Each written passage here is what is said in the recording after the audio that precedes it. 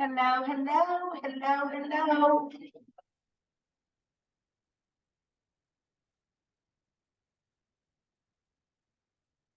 Good morning. Good morning. How are you? Oh, I can't hear you. Oh, Um,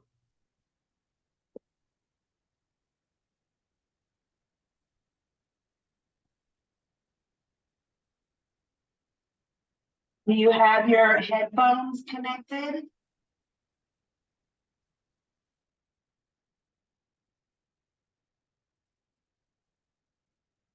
Can you hear me now?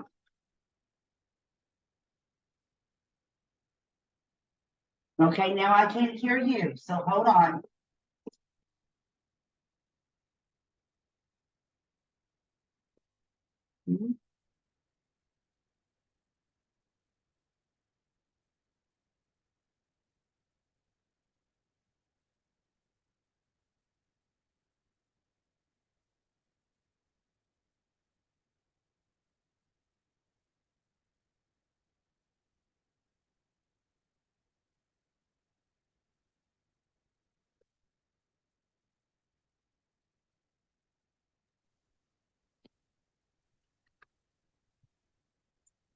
So how are you, Miss Helen?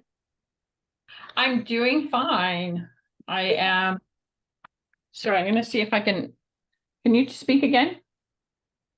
Hello, good morning. Okay. I'm getting a bit of an echo. Not sure if it's you or me, but good morning. Good morning. How are you? So am I still echoing? Um, just a bit, but it's like it might be my end. I'm not sure. Well, you're not echoing, so Okay. try to do something a little different.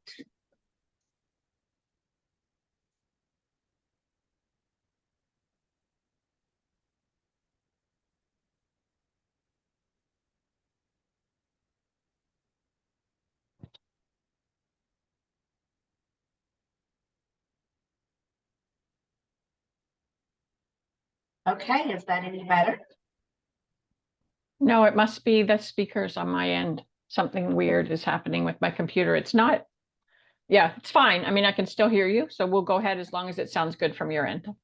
Let's see.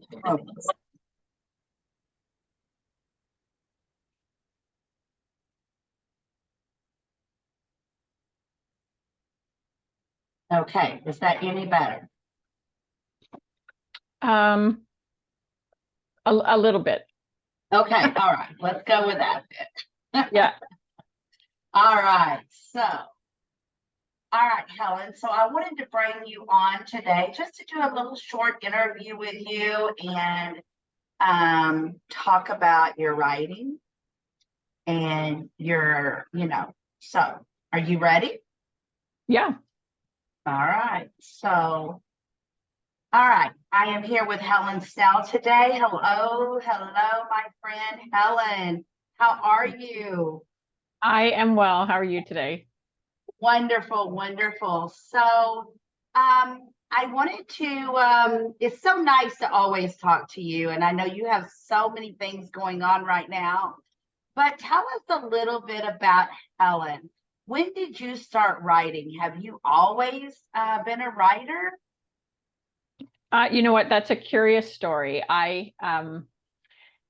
People would laugh at me because in way back in high school, English was one of my favorite classes. I loved Shakespeare.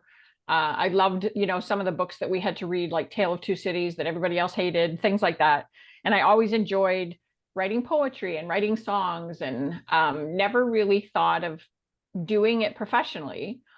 But I think I always had this creative side. And so wherever I was in my employment or even as I became an entrepreneur, there was always kind of like something in the background that had to do with writing and making presentations and doing those kinds of things. And it came about in my business world actually as a side income because I had started my entrepreneurial journey with a network marketing business.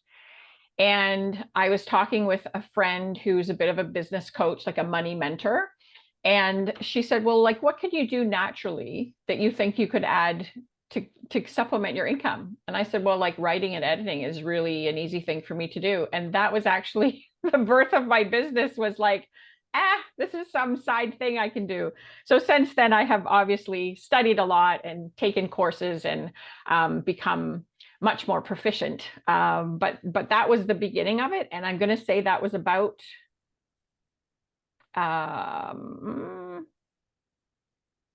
8 years ago, maybe, that I started doing this as a business. That's Yeah. awesome. That is so awesome. So, what is your favorite thing in your business to do? You know what? It's always changing. And I think that happens with creative types. Right now, I would say ghostwriting for other people. So whether it's ghostwriting blogs or ghostwriting books, because I love to help people get their messaging out, because not everyone is a writer, right? And so I love that. But I'm also finding myself transitioning into the whole writing process, being able to coach someone, help them with the language, help them with publishing, marketing, the whole bit. So I'm moving towards that. I'm not in it yet, but that's definitely something that's of interest to me, because I feel like there's a lot of different publishing agencies out there. Some of them take advantage, let's just say. And so I would like to offer something that's wholesome and helpful and really gets people what they need. That's awesome. That's awesome.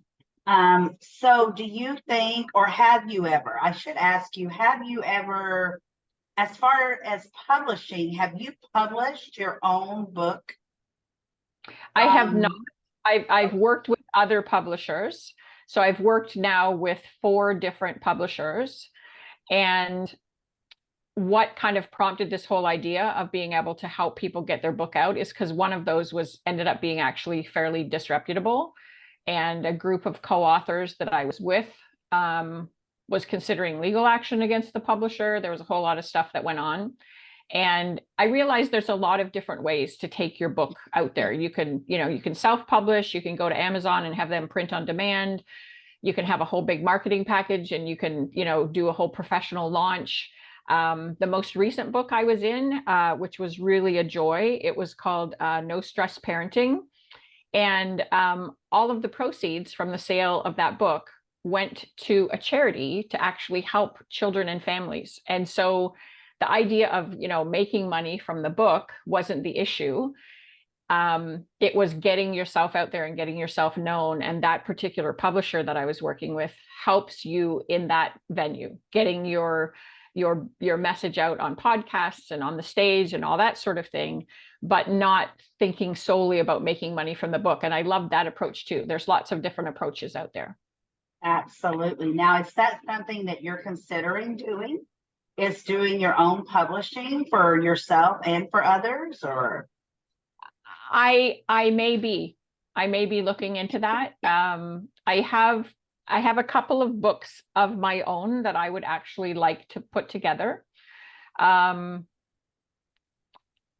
leave that a secret for now, what they're going to be about. But yeah, I've been tossing around the idea of putting that book together myself and publishing it myself, and or working with a publisher. Just kind of depends on the route that I go with that. But yeah, like definitely if I put a package together for people, there would be publishing options, how to self-publish, or connecting them with people who help them self-publish, or connecting them with publishers that I feel are, reputable and would actually have their best interests at heart. Because there's a whole variety of ways to actually market your book, and most of them are expensive. So you have to really you have to know what your book is for, why you're putting it out there. Are you expecting to make money from it? Are you doing it to kind of raise your profile? There's lots of different reasons, but writing a book for fun is not a great idea. You got to have a plan. There has to be absolutely. For many, many years, I wanted to write a book or a chapter or something. I always thought maybe a book, but I was never a great student. That's not my thing. I was a little bit slower, and I have to read things a couple of times before I really understand it. So writing wasn't really something I thought I could do, but I wanted to do. But last year I did it, and I did, a few. Yes. And I was grateful that I did it. It made me feel awesome inside and out. And it did get a couple of my stories out there. But you're right. It is very expensive to do, to get a chapter out there. It's very expensive. Yeah. And making money isn't something that I have been able to do with any of the chapters that I've done so far. And that's just this year, that's been really a mission that I wanted to try to accomplish. And here we are halfway through the year and I haven't accomplished it yet. I haven't figured out really, how do you really make money publishing a book or a chapter or whatever you're doing. And, because you pay a certain amount of money to be in a book. And then it takes a lot of books to sell just to get your money back. So that's been something that's been very difficult for me to overcome.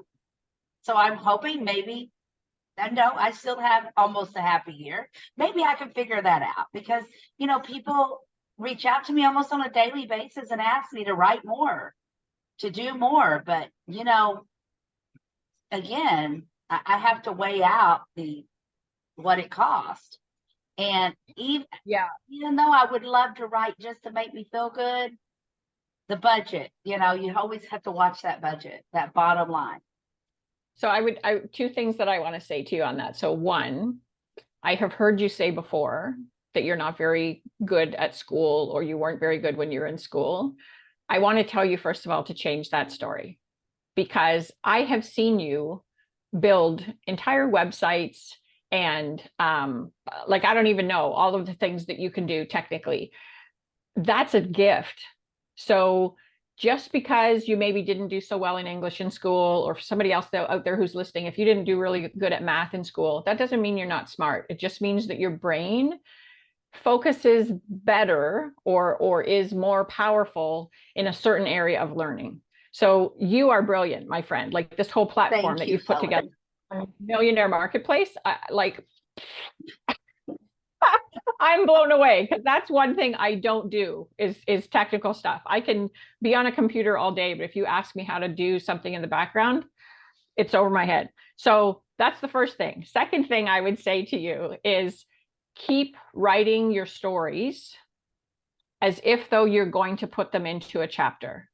So whether this is a particular story I want to tell, or this is a feeling I have today, and you do that in a journal, keep writing and just keep holding on to that. And the right opportunity and the right time will come for you to share whatever that is. Whether it's in a place where you're in a financial position that you can afford to, buy into one of those chapters, or, maybe you want to put your own book together and you decide that story is going to go out there to the world and you self-publish. That's way cheaper, right? So there's lots of ways to go about it, but don't give up on telling your story. Just keep writing, girl. Just keep doing it. Oh, that's a great idea because you know what? I have all of these thoughts in my head. And you know what? When you say English or math or whatever, and I want to tell the whole world, you're right. I mean, for me, it's a head. If I can get the feel of things, hands-on, I guess they say, if I can get that hands-on feeling, and it may take someone 2 or 3 times to show me something, but boy, Helen, when I get it, I get it. Yeah. And I can teach it, and I can do it. That's just a different way of learning, right? Like I have my oldest daughter, she can read a book and just absorb it, like calculus or whatever. Not me. My son is more like you. He needs to be kind of shown. So there's different learning styles, right? And I think I was just actually listening to a presentation last week, and there were some stats that were, I don't have the book out in front of me. Something like, you retain 10% of what you hear, 20% of what you see, something like 40% of something that you're actively engaged in. So that would be more like you as a kinesthetic learner. And you actually retain something like 80 or 90% of something that you teach. So it's all different ways that we take in information and how we use it, right? So again, there's nothing wrong with being a hands-on learner.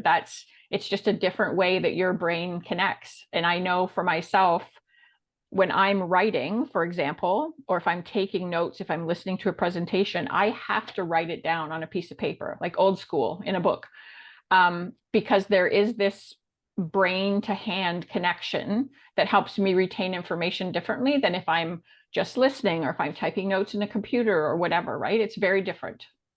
I'm Yeah. the same way. I am working on a tutorial, I guess is what you would call it. And my Yeah. husband asked me, why are you writing it in your journal? Why are you writing it on a notepad? Why aren't you at your computer? And I'm like, that's not what I think my best when it comes to writing something. I need to write Well, it because down if on a you think journal. about that, LaDonna, that's not creative, right? Typing on a computer is not creative. Writing, the act of printing or writing, it's like art. You're doing something. And so that is the creative process, I think, for a lot of people.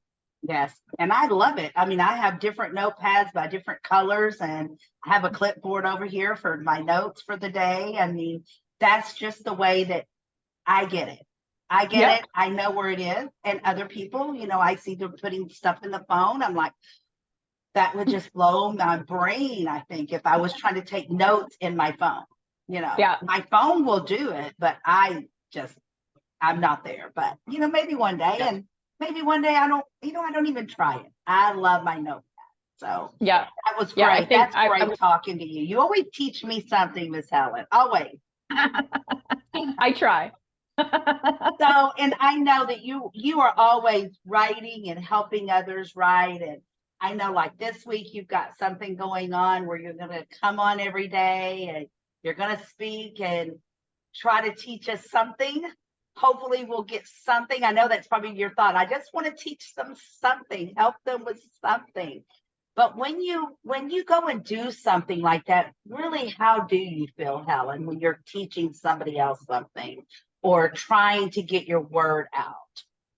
I love that you use the word "how do you feel," because I think that's a real point of connection for me, is this emotional piece of helping people. And that's not everyone. Again, we don't learn the same way. We also don't do business the same way. Some people are very excited by financial return, or by the lure of winning a contest, or different things like that. I really genuinely love to see people's eyes light up and learn something. And so the idea that I can actually teach what I love to do, it's just like a win-win for me, because it's not a natural ability, let's say, for people to be able to understand how to use storytelling or how to write a chapter in a book. And so if I can connect with somebody who is a very rigid thinker, needs to have a plan and a structure or whatever to everything they do, if I can show them how to do that with that little spark of creativity, it can still fall into that pattern that they need, right? And I love that, because everybody, I mean, as you and I know, we met online, never met you in person. I've known you now for probably 3.5 years or something. The world is all online now, all of our business, everything we do. And so people need to know who you are. And the best way that you can do that is by sharing your story and being able to put your word out there. So for me, a big part of sharing that story is actually in the help that I give to people. So, I love it. Just warms my heart when you say every time you talk to me, you learn something from me, because that's what I hope to do, is just teach people all the time. Sometimes free, sometimes paid, right? It's just the way it is. Absolutely. If that is exactly, you know what, when you're an entrepreneur, I feel like if you're doing your business and you're really out there working it, You're always going to be out there showing somebody how to do something. And that is the feel good. That's what makes my heart tickle, is when I can show someone. And like you Yes. said, sometimes we get paid, sometimes we don't. That's just, I think that's part of advertisement. I put that in the advertising section.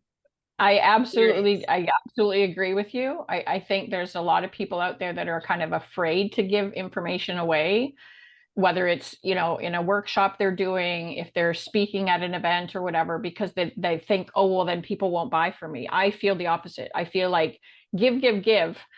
People are going to be so intrigued by what it is that you have that if they then have a project that they need help with, that's who they're going to come to. Somebody that they know is going to help them, and somebody who has already, given them tips or advice or things like that.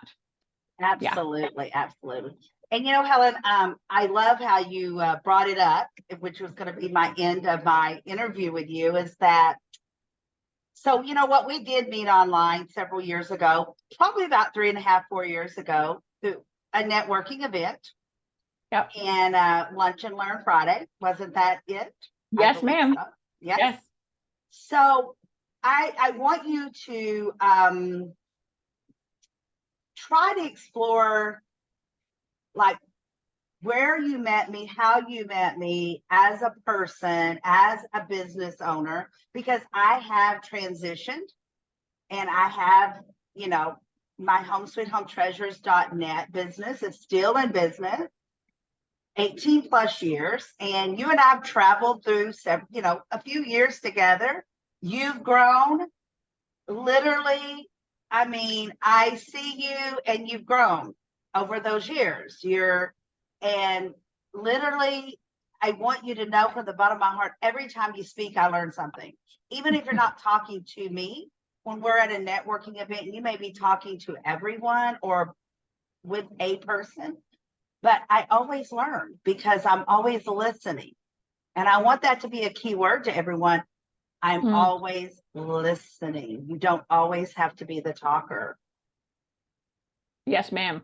I think, there is a key to communication. One of the things that I teach is communication as well. And there's an age-old saying that says we have 2 ears and 1 mouth. So you should listen twice as much as you speak, because the real key to communication is not what you say. It's actually about what's absorbed by your audience. That's real communication. And so there is, there's an art to that, because not everyone listens, not everybody communicates well. So it's a learned process. But I can certainly say, yes, I have seen you grow as well. And I think one of the things that attracted me to you is, from the very beginning, and again, this speaks to storytelling. This speaks to why you need to be out there on social media telling people who you are. I connected to your heart right from the beginning when I first met you. I don't even remember what product it was you were selling, to be honest, LaDonna, but I know you had really great recommendations from the host of that Lunch and Learn Friday event, that you were the best for follow-up and customer service that she had ever met. And I could just hear and feel your heart whenever you came on to one of those calls. And as you said, you've transitioned, and now you have this fabulous millionaire marketplace that you're doing, which I think is genius. And that, again, I'm in awe of what you are able to do. Just the same as you said, you learned from me. I'm learning watching you. Oh my goodness, look at this woman go and everything that she's doing. It's fantastic. So yeah, I think we connect with people no matter what their business is, because of who they are. And I think, if I was going to end with anything, that's what I would love to end with, because it is the people that make the difference in the world, whether you're online or whether you're belly to belly with somebody in your own neighborhood. It's those relationships that actually make the difference in our business, that we can transition from one business to another, or make a change even just slightly in the business that we're in, and people will still gravitate to what we're doing. And it's because of who we are. So I love who you are. Thank you so much. And you know what a great ending to this interview, because you said something so powerful. You don't remember what I was selling or what I was talking about, but you remembered me. And that goes back to our customers, our clients, whatever you are to that person, they want to know you, like you, and trust you. And Absolutely. that's the bottom line. That's the entire circle of the clientele that we need to be, the clients we need to be, the customers we need to be, the sellers we need to be, the business owner we need to be, is that we need to make sure that we are known from who we are, that we are a good person, that they can trust us. It's not like it was 40 years ago that you could knock on the door and sell anything. No, it's not even the same, LaDonna, as it was 10 years ago, where if you had a website and somebody Googled plumber and they would just go click on your website, that doesn't happen. People ask for referrals. I'm live in a new community. I need somebody to come in and do some electrical work for me. I went onto a Facebook group and said, who would recommend somebody in this community? It's all about people, right? A website is nothing anymore if you don't have some way of driving traffic to it, because people won't buy from a landing page. They just won't. No. They need to buy from a person. And you Absolutely. know, my husband is one of those. If we need anything done to our house, he will go look at the referrals first. If we go to a new restaurant, no matter how big or fabulous it looks, he goes and looks at those recommendations. Yeah, it's just the way it is in our world. Again, it's the like, know, and trust factor. And we teach it every day. We tell everybody about it every day, but people sometimes don't get it the first time we talk about it. But they keep, if you keep putting yourself out there, and it's just what it is that people really want to know, like, and trust you. So thank you so very much, Helen, for giving me this time today. As always, has been fabulous. And I want everyone to know to talk to Helen if you are thinking on any kind of writing, need help with any kind of writing. I don't care how little or big it is, she can help you. So thank you, my friend. All right. Have a wonderful day, and I'll see you soon. Okay, thanks. You too. Bye-bye.